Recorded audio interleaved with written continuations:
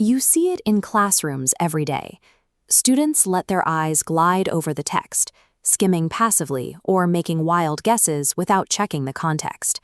They don't slow down to actually interact with the material. The root problem is rarely basic decoding. The students know how to read the words on the page. The issue is that they lack the specific tools to actively interrogate the text and notice how its meaning is constructed. To solve this, we rely on two highly effective, identically sounding pedagogical strategies. The first is close reading, spelled with an S. The second is cloze reading, spelled with a Z. By separating these two concepts and understanding their unique mechanics, we can help students transition from passive skimming to active critical thinking. This is a portrait of Edgar Allan Poe, an author whose dense writing is perfectly suited for close reading. Close reading requires taking a short, meaningful text and reading it multiple times, applying a different analytical purpose for every read. Looking at this diagram of a Poe paragraph, we move through 3 tiers of inquiry. First, we identify exactly what the text explicitly says. Next, we look at how it says it, analyzing the author's imagery, tone, and rhetorical choices. Finally, we ask why the author made those specific choices.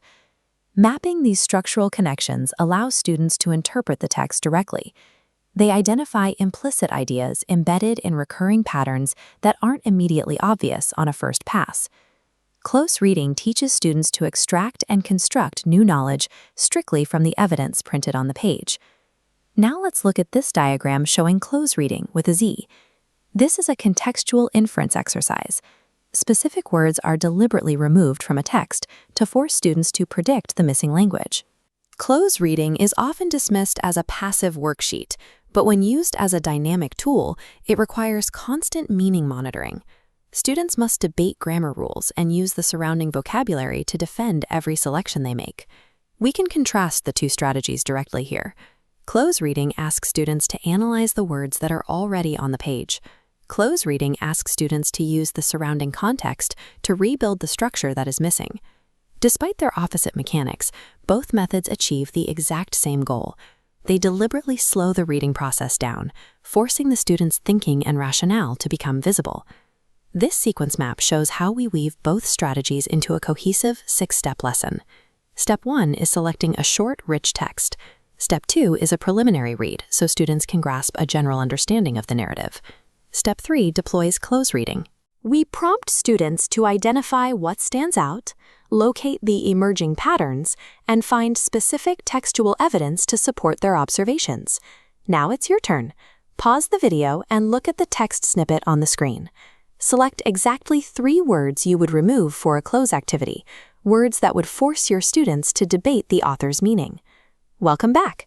Once you have your targeted blanks, Step 4 deploys the close version of the text to focus the class on grammar using only the surrounding text evidence. Embedding a close exercise directly inside a close reading sequence removes the option to skim.